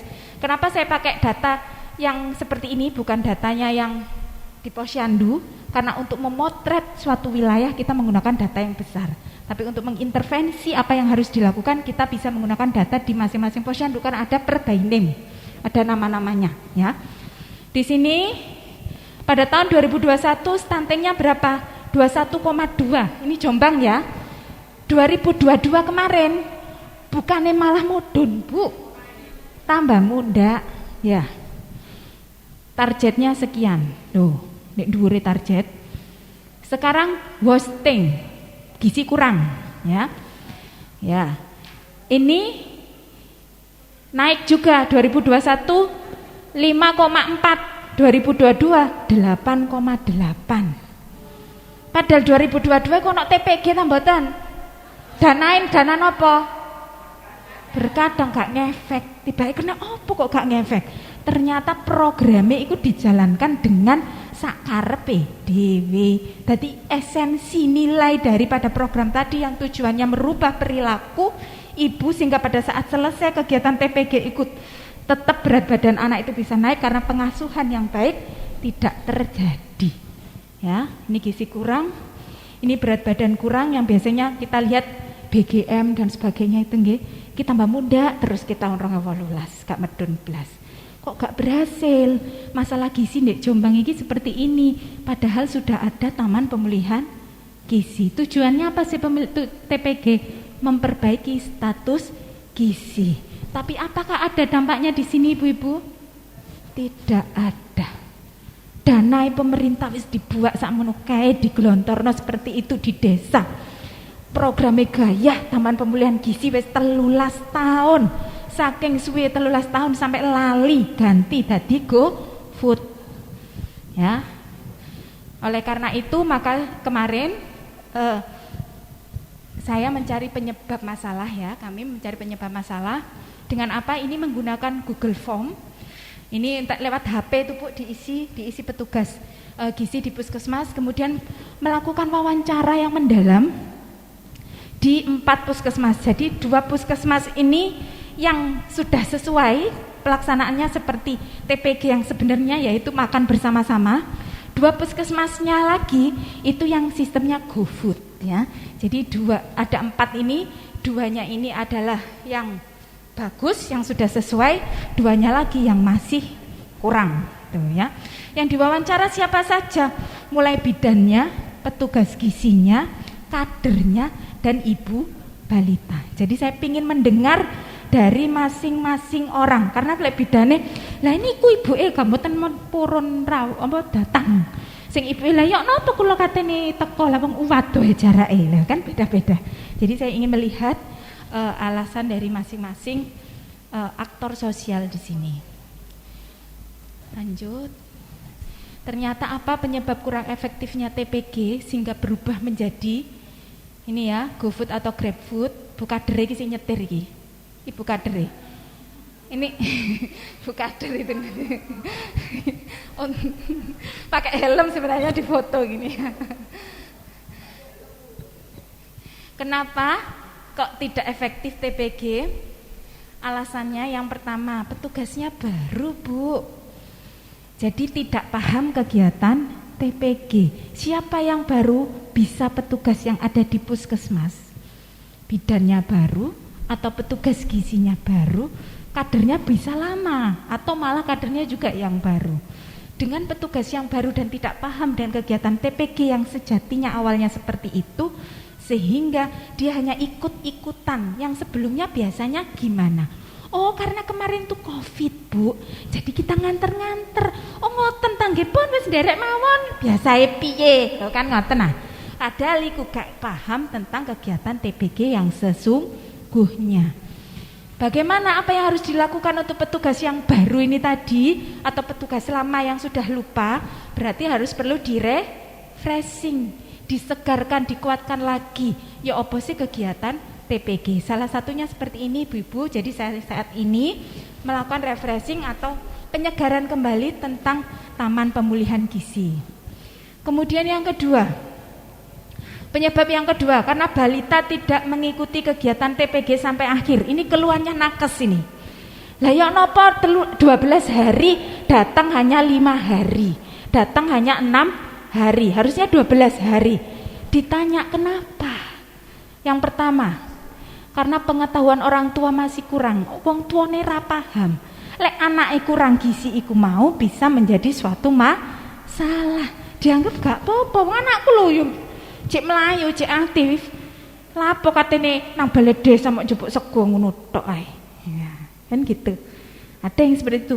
Ada yang gengsi, ngapain saya ke sana cuma ngambil nasi, misalnya gitu. Ini ya, pemahamannya yang kurang. Kemudian yang kedua, ibunya bekerja. Lah aku gak kerja kok mangan opo anakku ambek bojone misalnya gitu ya. Ibunya bekerja, entah kerjanya ini pas jam-jamnya TPG ini ya. Kemudian yang ketiga, jarak yang jauh dari tempat pelaksanaan TPG. TPG ini balai desa. Lah satu desa itu ono 12 posyandu misalnya. Posyandu itu malah pojok katanya budal merono kadoan. Ya, jadi akhirnya tidak datang. Nah, ini bagaimana solusinya? Kalau kita lihat di sini pengetahuan orang tua yang masih kurang, ibu era rumongso lek anake ku mau kurang gizi iku berbahaya. Apa yang harus dilakukan? Yang pertama, melibatkan masyarakat dalam pelaksanaan kegiatan TPG. Contohnya dengan apa? Dengan menyusun menu. Jadi melibatkan pada saat nyusun menu nih lho Bu. Ya, lele ibu-ibu sasaran TPG itu hanya diundang terus datang, itu kan kok sebagai undangan. Lek undanganku kan sak karepe, iso teko, iso ora. Tapi lek ibuke dilibatkan dadi panitia, gelem gak gelem kudu teko. Nah, gitu ya. Nih konsepnya yang pertama. Jadi libatkan ibu tadi. Jangan anggap bahwa TPG itu miliknya desa, miliknya pemerintah saja, tapi juga milik bersama. Kemudian yang kedua, apa yang dilakukan agar ini orang tuanya ini mau datang gitu ya? Membuat acara pelaksanaan TPG lebih menarik. Dengan apa? Memberikan reward penghargaan bagi yang rajin datang, bagi yang naik berat badannya. Ini ada di beberapa wilayah di Kabuh ya kalau tidak salah. Ada Kabuh di sini. Mungkin ada yang dulu pernah kayak bikin sertifikat gitu ya. Jadi sertifikat lulus TPG dan sebagainya. Kemudian yang ketiga, membuat komitmen bersama. Jadi komitmen bersama ini tidak hanya antar ibu balita dengan kadernya yang ada di situ, tetapi yang diikutkan stakeholdernya di wilayah tersebut harus ikut bertanggung jawab. Karena kedudukan tertinggi di TPG SKI sinten? SKI TPG niku lek struktur organisasine niku sing dhuwur dhewe niku sinten penanggung jawab? Kepala desa. Ya. Jadi itu juga harus dilibatkan untuk menandatangani komitmen bersama untuk mengoptimalkan kegiatan TPG di wilayah tersebut. Kemudian yang keempat, ini yang sedang kita garap ibu-ibu, yaitu memperbaiki pandangan masyarakat akan pentingnya gizi dan pertumbuhan anak dengan membuat video promosi. Jadi kita bersama tim yang ada di Dinkes dengan Promkes dan sebagainya, ada Kesling, ada dari KGM ya. Jadi ini bersama-sama untuk jadi pemeran videonya ini nanti. Videonya ke TPG. TPG itu apa? Taman Pemulihan Gizi. Dek videonya diplesetno, Bu. Dadi titip pulang goyang TikTok. Soalnya ibu senengannya scroll TikTok ya. Ini nanti videonya sehingga mungkin nanti kalau sudah jadi di-share ke sosial media baik itu lewat PKK, lewat dari Dinas Kesehatan dan organisasi yang lain. Minta tolong nanti kalau videonya sudah jadi, jenengan juga ikut menyebarkannya, biar dilihat oleh ibu-ibu balita. Baik, sedangkan untuk ibu yang bekerja dan jarak yang jauh dari tempat pelaksanaan TPG ini, solusinya apa? Ini Bu, mendekatkan tempat pelayanan TPG sesuai dengan mapping sasaran balita, wasting dan underweight. Jadi, kan ada 12 posyandu. Ini kok diurut nih, petugasnya makin ngurut nih. Oh, posyandu A, B, C 3 terbanyak, gak usah sing liyane niki mboten usah sik. Jadi sing telu iki telu posyandu sing cedek-cedek nggone, lah disitulah dilakukan TPG. Gantian gantian yang lainnya dan sebagainya. Jadi dekatkan pelayanan TPG, jangan pelayanan TPG nek balai desa waduh sing areke balita nek kono gak teko. Ya. Jadi ini salah satu solusi. Memang harapannya kalau bisa semua posyandu, tetapi kan anggarannya gak ono ngaten ya. Jadi akhirnya pakai desa. Jadi ini ya, ini keberhasilannya berhasil meningkatkan berat badan anak pada saat mengikuti TPG. Keberhasilan TPG bisa meningkatkan berat badan anak. Tapi bagaimana berat badan anak pada saat TPG sudah selesai? Balik maneh mudun. Bagaimana dengan pengetahuan ibu? Gak ono efeknya lek dengan GoFood atau GrabFood, sehingga penting sekali pelaksanaan TPG sesuai dengan buku panduan. Sudah tahu ada buku panduannya, Bu? Belum tahu ya? Jadi ada ya bukunya. Oh, PKK belum dikasih. Nanti berarti masing-masing puskesmas nanti biar memberikan satu ya di masing-masing kecamatan. Oke, terima kasih masukannya Bu. Nanti biar ditindaklanjuti. Kemudian pentingnya pelaksanaan TPG sesuai panduan dan alur kegiatan tadi yang kita sampaikan di awal, sehingga ibu balita mendapatkan informasi dan edukasi tentang gizi dan kesehatan. Sedangkan apa peran dari ibu-ibu PKK yang hadir pada saat ini? Ini yang pertama, dalam hal pendanaan mohon dukungannya. Panjenengan bisa bersuara di desa. Dukungan PKK dalam penganggaran kegiatan TPG melalui dana desa, misalnya pada saat apa Bu? Musrenbang ya. Ya. Kemudian yang kedua, untuk sistem pelayanan TPG tadi sudah disampaikan oleh Bu Rambah, kader posyandu jadi pisah-pisah nambah kader PKK, PPA-ne posyandu ono insentif terus akhirnya gak ngakoni PKK dan sebagainya. Jadi ini sistem pelayanan TPG ini berarti ada kadernya kan di situ, kader TPG-nya juga merupakan kader PKK. Sehingga mohon untuk ibu-ibu sebagai kader PKK dan kader TPG untuk dapat melaksanakan kegiatan TPG sesuai dengan konsep awal TPG, bukan lagi GoFood atau GrabFood. Ya. Baik, saya rasa itu ibu-ibu sedikit materi yang saya sampaikan untuk refreshing panjenengan semua, sehingga tahu bahwasannya di Kabupaten Jombang ini sebenarnya programnya bagus sekali, tetapi kenyataannya mungkin ada beberapa hal sehingga berubah ya ini sistemnya yang awalnya bagus, kemudian karena ingin mudah, cepat, terserap dananya sehingga berubah menjadi GoFood tadi. Terima kasih, semoga bisa memberikan manfaat dan kebaikan untuk kita semua. Saya akhiri, assalamualaikum warahmatullahi wabarakatuh. Alhamdulillah, siang hari ini sampai ke penghujung acara, yaitu kegiatan yang dalam rangka pleno PKK dengan mengambil tema yaitu materi tentang pentingnya imunisasi, serta tadi ada kegiatan bagaimana refreshing untuk pelaksanaan Taman Pemulihan Gizi. Ibu-ibu yang saya hormati, hari ini sangat luar biasa ya. Kita pertemuan hari ini merefreshing bagaimana program-program kesehatan yang selama ini sudah biasa ibu-ibu lakukan atau sudah biasa ibu-ibu koordinasikan. Seperti imunisasi, itu bukan hal yang baru. Tetapi ternyata kalau lihat capaiannya tadi, ternyata masih banyak yang kurang. Padahal itu sudah dimulai berapa tahun yang lalu. PKK termasuk TPG. TPG itu dulu Jombang tuh juara nasional, Bu. Saya waktu itu mengambil hadiahnya 20 juta loh dari kementerian itu dulu. Karena satu-satunya di Indonesia, bukan Jawa Timur. Di Indonesia. Maka dari itu karena dianggap berhasil pemberiannya tadi.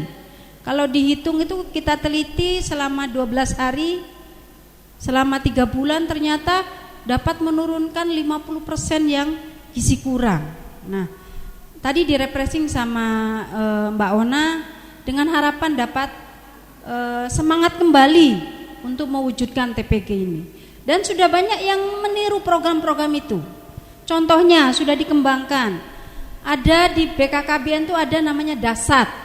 Ya, dapur sehat, itu bagus. Dapur sehat sama, yaitu untuk keluarga risiko stunting. Itu seperti TPG juga, tapi arahnya untuk edukasinya. Sekarang saya kebetulan saya Kepala Dinas Ketahanan Pangan Perikanan. Di Bappenas sana, Badan Pangan Nasional, itu juga meniru. Programnya namanya juga DASAT B2SA. Jadi dapur sehat yang beragam, bergizi, seimbang dan aman. Konsepnya sama dengan TPG.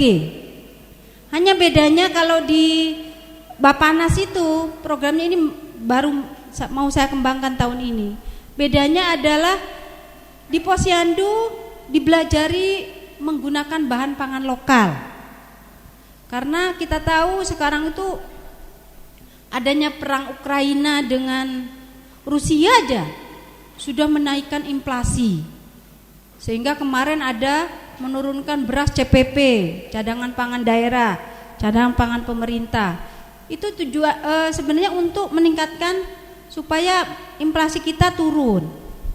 Gara-gara itu, karena apa? Yang namanya pertanian itu kalau panjenengan kenapa kok sekarang gabah itu beras? Harganya itu tidak pernah lebih dari 5.000 itu gabah. Sekarang itu 7.000. Bayangkan, beras panjenengan dulu di angka sekitar 8.000 ya. Sekarang sudah 12. Nah, akhirnya Bappenas menurunkan program yaitu pangan lokal. Jadi tidak ada salahnya kalau balita itu bahan bakunya tidak selalu harus mungkin beras pagi sarapannya, siangnya snacknya dari singkong, nah dan sebagainya. Termasuk nanti ada programnya yaitu di dasar tadi, memastikan nanti kita latih ada kadernya, memastikan.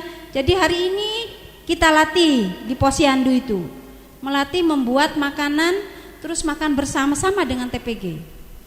Tetapi diselipi ada pangan lokal, misalkan ada bagaimana supaya kentang atau umbi-umbian itu bisa menjadi snack yang bisa dikonsumsi oleh balita. Kemudian seminggu kadernya yang mengintervensi memberikan KIE ke dapur-dapur tadi. Apakah sudah dilaksanakan yang kemarin dipelajari di Posyandu itu? Itu dicek, Bu, sudah makanannya sudah beragam bergizi seimbang ta? Itu ke yang punya balita kurang gizi tadi. Itu selama 1 minggu, nanti minggu depannya ketemu lagi, belajar masak lagi dan makan bersama. Itu yang konsep yang dari Bappenas. Jadi sebenarnya meniru TPG tadi. Maka dari itu kami berharap banyak program yang sudah baik. Yang pertama adalah imunisasi. Imunisasi kenapa kok kita itu harus diwajibkan? Karena kalau bolong 1 orang dilalah kok kena penyakit polio, akhirnya yang kena semuanya. Akhirnya Jombang KLB polio, KLB apa misalkan. Maka dari itu harus capaiannya 100%, itu imunisasi. Yang kedua, bagaimana gizi kurang? Tadi Bu Ona sudah menyampaikan. Ternyata tadi capaian kita masih di angka di Jawa Timur masih termasuk tinggi stunting ini. Ibu Bupati kalau menyampaikan di absen dari Bu Hopipah itu Jombang masih termasuk yang digaungkan. Jombang ini gimana ya? Karena target di 2024 harus 14%. Nah, maka dari itu kita bersama berkomitmen, dan PKK adalah organisasi yang sangat luar biasa. SK-nya Kemendagri. Jadi organisasi yang dari Mendagri itu adalah organisasi PKK. Maka bagaimana PKK itu adalah membantu program-program pemerintah. Jadi sinergi dengan program pemerintah. Maka dari itu dipercaya untuk menyampaikan kembali sebagai corongnya informasi. Nah, Pokja 4 sangat luar biasa. Karena apa? Tugasnya sangat banyak. Tetapi saya yakin kartu menuju surganya antrian pertama. Nah, itu ya. Amin. Jadi kalau niat berangkat jangan lupa, Bu. Kemarin kalau pas Habib itu, pokoknya setiap kita melakukan apapun bismillah. Kemudian akan menjadi ibadah. Ditambah ada doanya lagi, biar berkah. Biar kita mengerjakan tugas itu. Panjenengan aktif di PKK, saya yakin nanti akan imbasnya ke putra putri cucunya. Kebaikan itu maka akan berdampak kepada anak cucu kita. Kalau kita lakukan dengan ikhlas, pasti. Saya tuh salah satu, mungkin bapak ibu sekalian, ibu-ibu sekalian di sini sama. Kita bisa seperti ini. Ternyata amalannya orang tua kita mungkin sebelumnya itu sangat luar biasa. Sehingga kalau dinalar kayak saya, nggak mungkin bisa jadi kepala dinas. Ternyata ibu saya dulu tuh sangat luar biasa. Jadi hal seperti itu, kegiatan yang dilakukan ibu-ibu PKK ini sangat luar biasa. Dan kita harus yakin bahwa itu akan berimbas kepada anak cucu kita, menjadikan amal yang baik. Nah, untuk itu mari kita semangat bersama. Mari kita sukseskan program-program yang ada di Pokja 4 ini, terutama yang hari ini hubungannya dengan imunisasi. Panjenengan wilayahnya di desa paham, desa A berapa capaiannya, desa B capaian imunisasinya berapa, di sini yang kurang capaian apa imunisasinya. Itu panjenengan harus punya catatannya, tidak hanya berangkat, datang, selesai. Tetapi ini apa? Ada kalau pas berangkat itu, aku kok ke posyandu ke posyandu Melati misalkan, Melati 1. Karena di situ itu capaian imunisasinya masih rendah. Sambil jalan itu sambil woro-woro, ke posyandu, ayo imunisasi. Ada yang kalau di kampung itu kan tahu mana yang punya balita kecil, misalkan yang punya anak-anak, sambil mampir, ayo derek posyandu, misalkan. Itu sambil, itu adalah tingkat kepedulian. Nah itu yang sesudah ini monggo panjenengan pitati. Pitati itu desa mana yang capaiannya masih rendah. Kalau tidak punya datanya, koordinasi dengan bidan desa. Bidan desa tanya, Bu, desa saya nyuwun capaiannya imunisasi. Mana yang belum? Capaian imunisasi apa yang belum tercapai? Nanti saya insya Allah akan berusaha untuk kalau misalkan wilayah desa ini. Gizi kurang pun sama, gizi buruk. Kok stunting saya kok wilayah saya kok tinggi. Ada yang kepala desa tuh gak terima. Saya kemarin ke Mojowarno, desa Mojowarno. Bu, saya tuh loh, kok stuntingnya tinggi. Akhirnya gak percaya Pak Lurahnya itu. Jadi data saya itu yang saya bawa dari Dinas Kesehatan 93 orang. Ternyata akhirnya dicek timbang baru itu loh. Dicek timbangan. Ternyata akhirnya jatuhnya itu cuma 43. Jadi dari cara menimbang dan mengukur aja, itu pertama yang harus disiapkan. Nah, berarti ibu-ibu harus paham banget. Cara itunya aja, masangnya tinggi badan itu loh. Saya cek itu loh. Oh, dari masangnya aja sudah keliru. Akhirnya saya cek ulang dari 93 anak tadi. Ternyata ada 43. Berarti berapa persen itu? Iya. Maka dari itu yang pertama adalah alat ukur. Nah, kemarin sudah ada pengadaan semuanya punya ya. Panjang badan. Nah, kemudian yang kedua adalah komitmen tadi. Kepedulian. Yang pertama kita peduli adalah kita.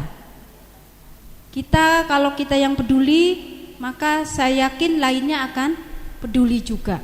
Ya, panjenengan nanti matur kepada Bu Camat, pada kepala desa, pada Bu Lurah untuk ini loh Pak Lurah, capaian imunisasinya panjenengan itu loh. Nah ini. Kemudian kepada Bu Lurah juga sama. Ini loh panjenengan daerahnya banyak yang stunting, banyak yang gizi kurang. Nah ini. Bagaimana caranya? Nah, panjenengan kalau ilmunya merasa saya belum mampu, ya panjenengan tinggal koordinasi dengan puskesmas untuk dilakukan FGD aja. Jadi diskusi bareng-bareng, omong-omongan. Tidak perlu konsumsi ya, cuma omong-omongan aja. Kira-kira apa ya yang bisa dilakukan, termasuk posyandu pun. Supaya meningkatkan capaian posyandu itu suatu saat dibahas bareng dengan ibu-ibu balita. Gimana Bu ya supaya posyandu ini menarik? Ayo kita bahas bersama. Rekreasi katanya. Ya. Banyak cara yang bisa dilakukan. Termasuk tadi ada sertifikat, ada reward, ada door prize, macam-macam yang dilakukan. Ada pakai undangan, di-share undangan. Saya yakin apa yang sudah dilakukan oleh ibu-ibu PKK ini sangat luar biasa. Tepuk tangan untuk ibu-ibu PKK semua ya. Demikian mungkin yang bisa sampaikan. Sekali lagi saya ucapkan terima kasih atas perhatiannya. Dan mohon sesudah ini tindak lanjutnya, itu yang paling penting. Sesudah ini monggo di datanya yang masing-masing desa, mana yang capaian imunisasinya yang rendah, ditindaklanjuti. Mana yang capaian gizi kurangnya atau stuntingnya masih tinggi, ditindaklanjuti ya. Dan suatu saat ibu-ibu boleh nge-share kegiatannya. Saya sudah menyampaikan nih informasi di desa apa, di-share kepada Pokja 4. Saya menyampaikan tentang taman pemulihan gizi dan sebagainya misalkan. Itu. Ibu-ibu sekalian, demikian yang bisa saya sampaikan. Saya ucapkan terima kasih Pokja 4 luar biasa yang melaksanakan kegiatan ini. Tepuk tangan untuk Pokja 4 ya. Mudah-mudahan yang kita laksanakan hari ini mendapatkan manfaat, berkah dan mewujudkan Kabupaten Jombang yang berkarakter dan berdaya saing. Amin ya robbal amin. Saya akhirul kalam dengan mengucap alhamdulillah. Pertemuan ini kita tutup. Akhirul kalam, wassalamualaikum warahmatullahi wabarakatuh.